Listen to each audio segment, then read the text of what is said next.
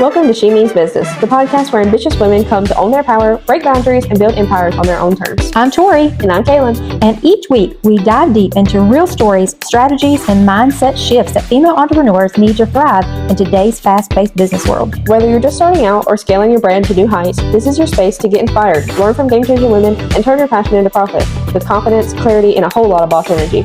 If you're ready to stop playing small and start showing up fully for your business and your life, you're in the right place. Let's get to work because she means business. Welcome to episode 2 of She Means Business. And girls, we are so lucky today because we have Mia Booker here with us as a fellow entrepreneur, and we are going to get to dive deep with her in some really rooting questions. Yes, I'm excited. So I met Mia. Gosh, how did we meet, Mia? Girl, how did we? I don't know. It's just one of those things. God connection. It was, maybe. I don't really know how we met, but we met, and then Grateful. Yes, very, very grateful. Mm-hmm. So, all right. So Mia, tell us a little bit about your business. Okay, so It don't matter. Okay, so my name is Mia Booker. Like she said, I own a preschool in downtown Statesville. And cool fact, we actually started in this building. This is the building that we first started in.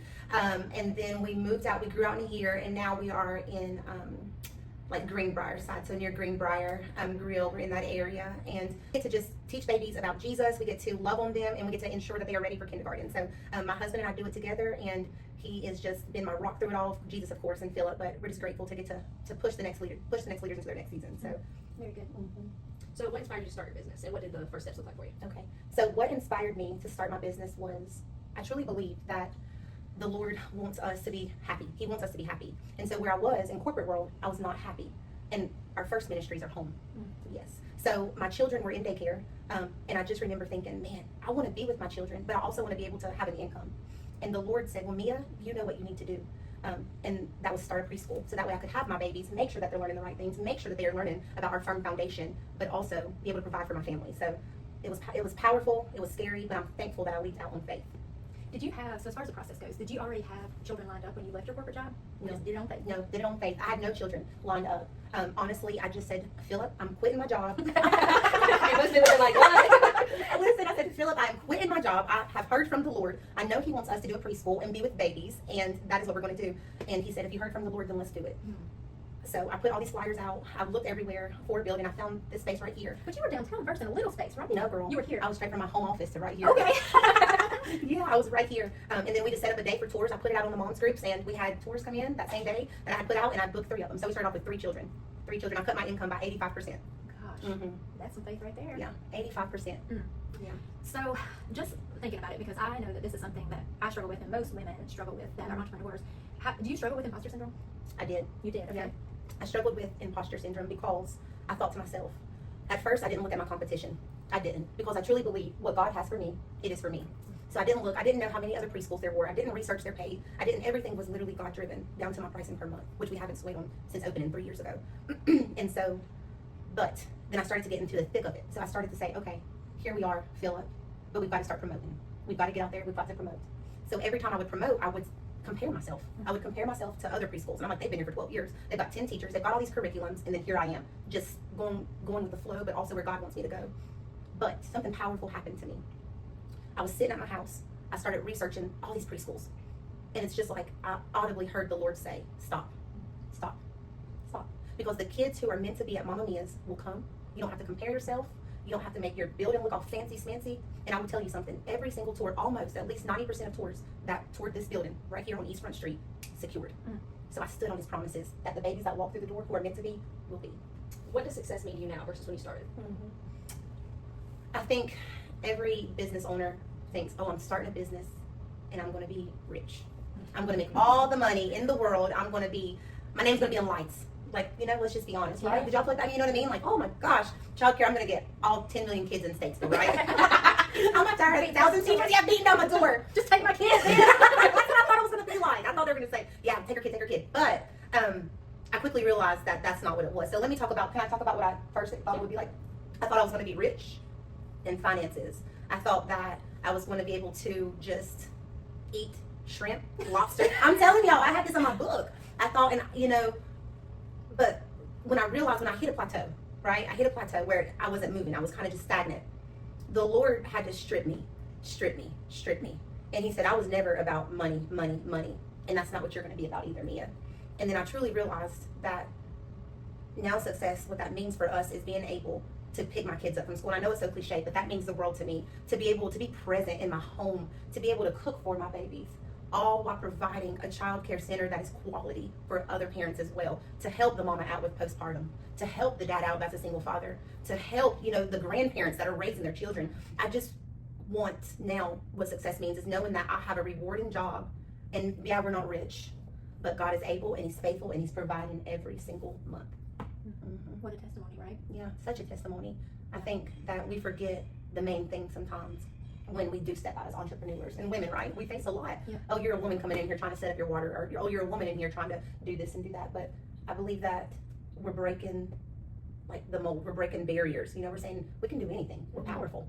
We are powerful. And paving the way for the girls behind us. That's right. Because right now we're not seen as the breadwinners. No. The men aren't. They see the men as the breadwinners. Like, Yeah. you should be doing this, this, and this. But sometimes being an entrepreneur, you don't have time for those things. No. And I just had this conversation with my husband because I beat myself up because I'm not the one cleaning. I'm not the one doing the dishes. I'm not the one that's doing the laundry. He's doing most of all of that because I'm working. Yeah. And of course I'm in a different season. My kids are older and that kind of thing. And I'm still doing all the running. But he's doing the typical things that we feel like as women that we don't have any worth if we don't do it. Right. And he's happy to do it for me because he knows that what I'm doing is for us. It's That's not right. just for me. That's right. It's for us. And so what he's doing is for us. So it's my mindset that I've got to change because it's society that's made me feel that way. Yeah. And y'all have a balance too. It's all about balance. Yeah. And your team. That's right. Your team. And what a testimony that you can work with your husband. Oh my gosh. I'm not sure I could do that. Oh, no. Yes, yeah. Working with Philip, we have to be a team, I don't know if I'm supposed to say this now, but Philip being able to work with me, we think that's another powerful thing, and that's also what success looks like, is we do it together. My husband and I, we do it together, and also those babies get to see what a husband and wife look like, you know what I mean? We have to be on 10. We don't have time to be 0, because babies, they come in on 100. No, yeah. You know what I mean? We need coffee, they got Blippi, okay? So they're ready, but Philip and I know, we have to. Our day's tough sometimes, yes, we're human. But at the core and at the center, success also looks like being able to work with my spouse, provide for our family, and literally split everything down the middle. Hey, I'm tired today, Philip. Can you do the dishes this evening? Sure. Hey, Mia, today was rough. I changed about 20 diapers. Can you do, you know what I mean? But that's just what it looks like. And success, and what I would tell people watching this, from the bottom of my heart, success is what is it's individualized. What does success look? What does that look like for you, Mama? What does success look like? Does that mean that you're able to work Monday, Tuesday, Wednesday, Thursday, and then have the whole weekend with your children? We talked about imposter syndrome. We talked imposter syndrome. We talked about comparing, right? Always make sure that your success, do not compare it. Success is individualized. What does that look like for you? So That's really good. I never even thought about you doing it with your husband, because a lot of kids these days don't get to see their parents together or a good relationship. So for them to be able to see Mama Mia and her husband, they do it great. Although there's you weighing out the odds. yeah, Be an example. being an example. Yeah. I think Jesus came to serve, so we should serve too. And if we can serve those little ones, wow, Right. that is For the success. least of these, right? That's right. Start little. Start little. Train up a child in the way they should go, and they will never depart from it. So that's our goal. Hands and feet. I love that. If you're thinking back from the time that you left corporate to now, My gosh. what is one risk that you were so scared but you were obedient in, and you're so glad? Yeah. I think that I was scared of my bills not getting paid. That's my business one. But I was so worried about the bills not getting paid. I was worried also, and losing my insurance. I'm going to be real. Those were two main things. I didn't want to lose my house. I didn't want power to get shut off. I didn't want to lose my vehicles. But one of the most beautiful things is when God calls you to it, He will walk you through it. A bill never got not paid, unpaid. A bill never went unpaid. Cars never got repossessed. He provided. Matter of fact, I was so worried about my insurance, my children losing their insurance, because we need insurance. That's really big for me, right? That we was able to reach out to a man, and he actually got our insurance cheaper than what I was paying for Oh my with gosh. Lowe's. Wow. So That's unheard of. Yeah. right? But that's just how God works. He doesn't. He won't let us go if He calls us to it. And He's just not going to let us. He's not going to let us down, because He's a God who will not lie. He cannot lie. He's not a man, so he should not lie. That's it. That's it. Well, how long was it from when you started Mama Mia's till Philip came on? And I got 8 children. Literally. Listen, let me tell y'all something. So Philip was working at Lowe's too. He had popped in. He worked there for maybe 3 or 4 months. And he was at home, he was working remote, okay? And then he also had our 4 children at home with him. And I told Philip I had gotten the 8th kiddo, and something happened. I said, Philip, I don't know what I have done. I said, we can't hire no one because I'm not making enough money, but you're gonna have to quit your job. And he said, really? And I thought to myself, like, is that like a really, or like a really, you know? But it was like a really, like, let's go, okay? So he quit, and we looked at the bills, and I said, it looks like we're still not gonna make enough to pay our bills without you working. He said, that's okay. God is who he says he is.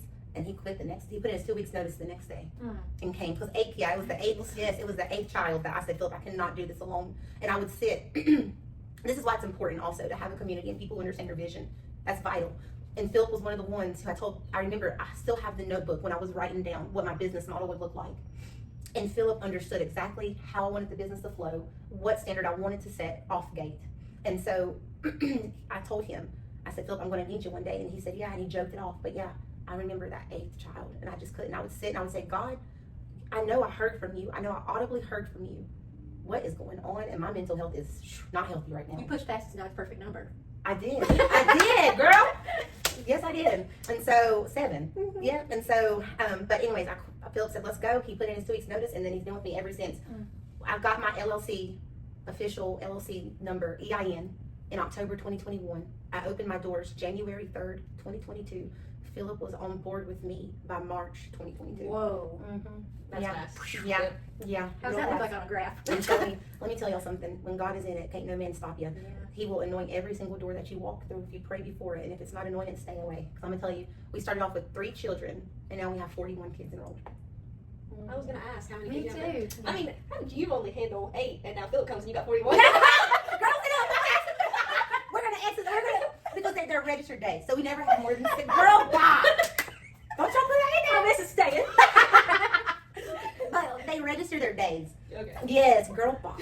So we have 16, but let me put this in here. But let me tell you something. So we have 16 a day, right? So I may have 8, he may have 8. Or we may have, let's say, 18 a day. He may have 9, may have 9. Now we have Miss Alice helping, and now she gets in the mix, and she'll get older ones. But the cool thing about it is most of my babies have been with me since they were 18 months old. And now they're 4 and 5. And they just know the routine. They know the routine. And that's because kids need repetitiveness. They need to be on a routine. Security. Security. So what ages do you take? 18 months to 5. Okay. But we're on a wait list until 2 years of age. So now probably 2.5 years of age. Okay. And that's something I thought I would never say either. How do you balance being ambitious and staying true to yourself? I stay grounded and I stay humble. I'm ambitious, yes, because I know that that's what it takes to run a business. I know we have to make sure that we're on our T's, responding to calls, making the changes necessary for the business. But I also understand too that I have to stay grounded, because the Lord giveth, the Lord can take away. But if you stay grounded, He'll continue to bless it. So I have to stay grounded. And when I say grounded, I mean I don't lose myself in the business. Yes, I'm Mama Mia, but I'm also a mama. I'm a wife. Above all, I follow Jesus. I'm called to tell people about Jesus.